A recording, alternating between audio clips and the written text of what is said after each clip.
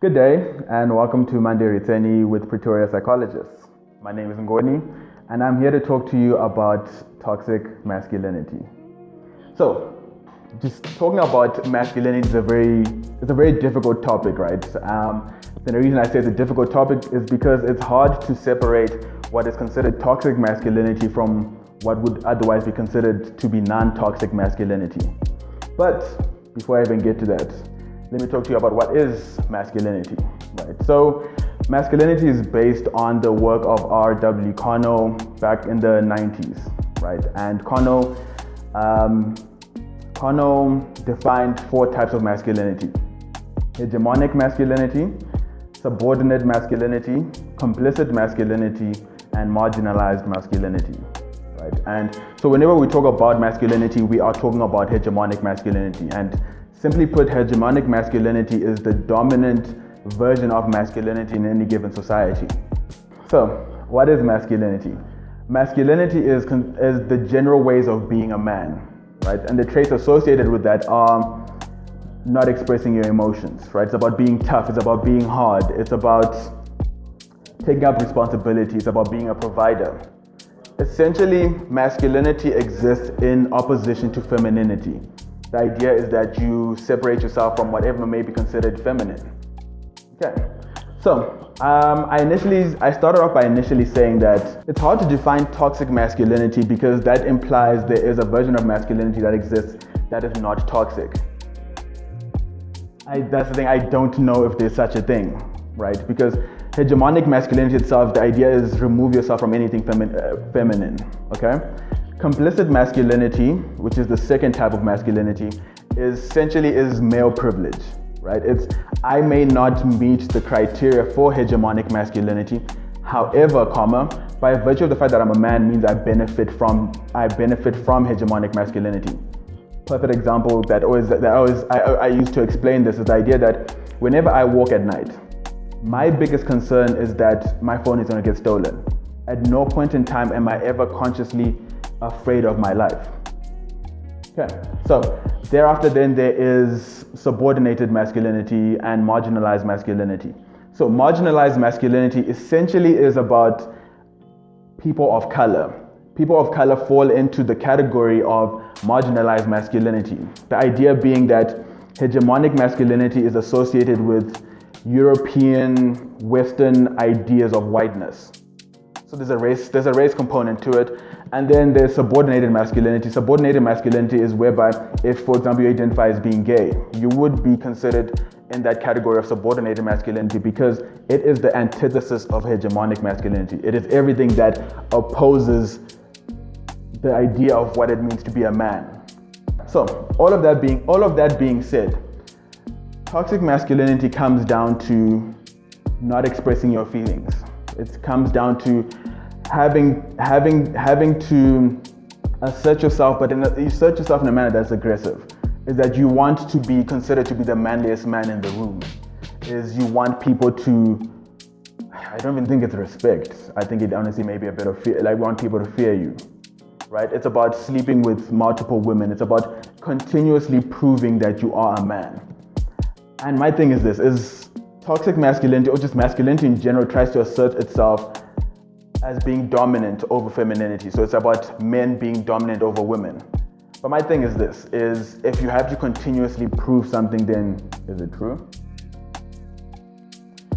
So, toxic masculinity falls in toxic masculinity, fragile masculinity are generally the same thing in that they continuously need to prove themselves to everyone else. Now, the reason why masculinity as currently constructed is problematic is to do with homosociality. So homosociality speaks to this idea of how men communicate to other men in spaces where it's just men, right? Is if you are a man or if you identify as a man, right? I ask you this, is the way you talk about other people, specifically women, when it's just a bunch of men in the room, how is that different from when there are other women present in that room? Now, if it's the same, all right, cool.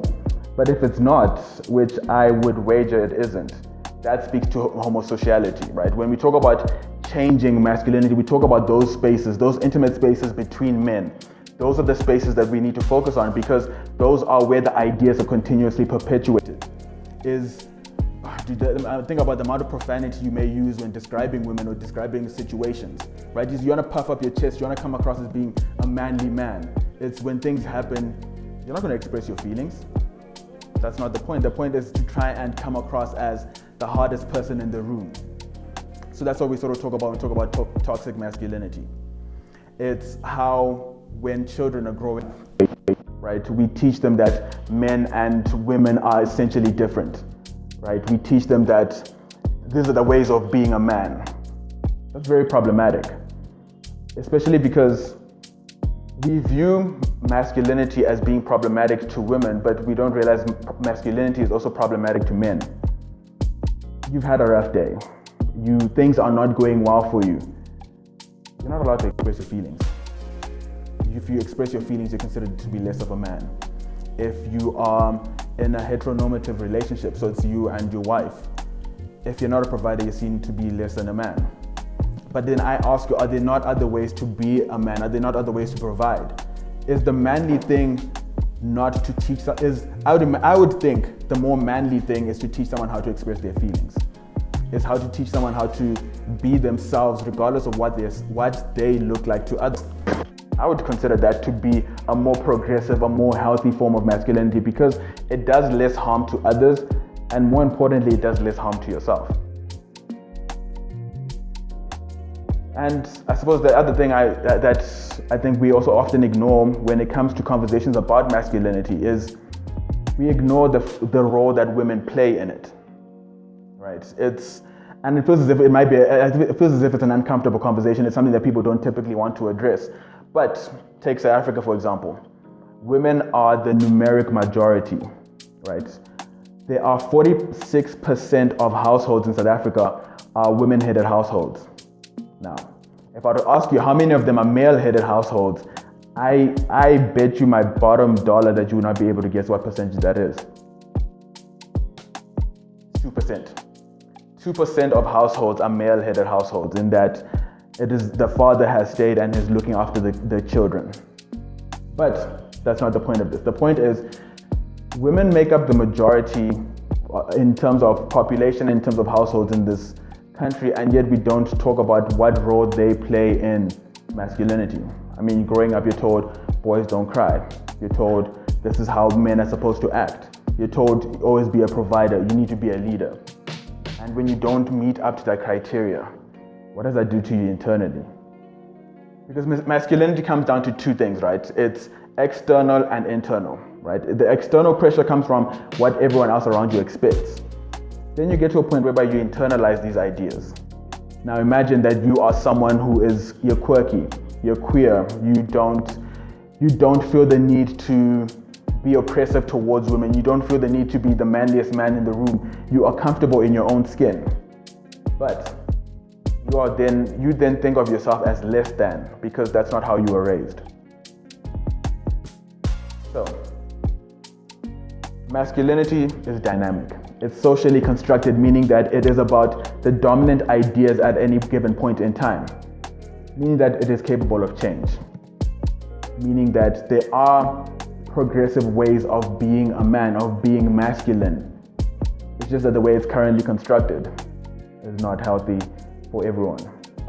Essentially, right? And as I say this, there may be people that feel defensive, right? Because the idea is that I am challenging what you consider to be masculine, and I'm saying that it is toxic, and I'm saying that it is fragile.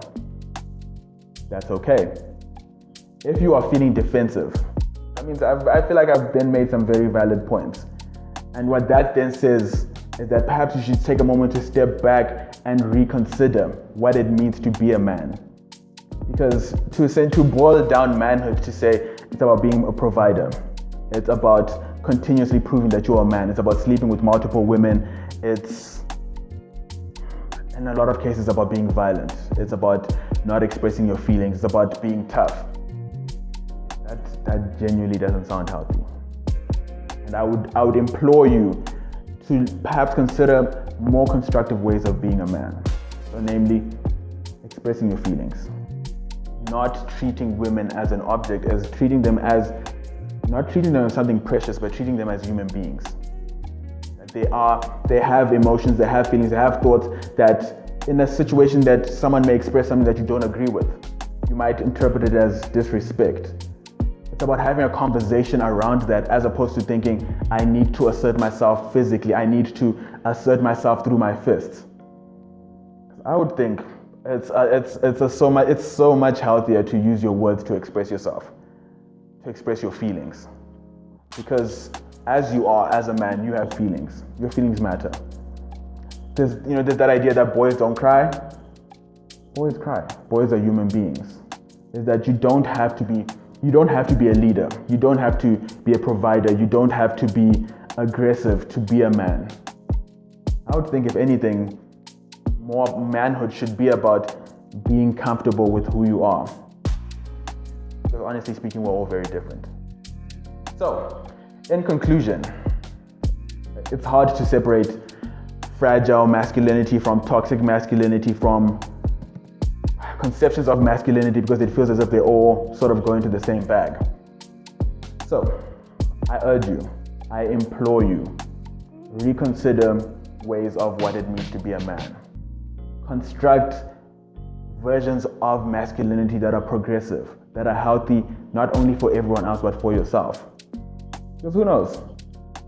The world might be a better place. Thank you for taking the time to listen. I hope you took something away from this. And yeah, don't forget to look after yourselves. Thank you.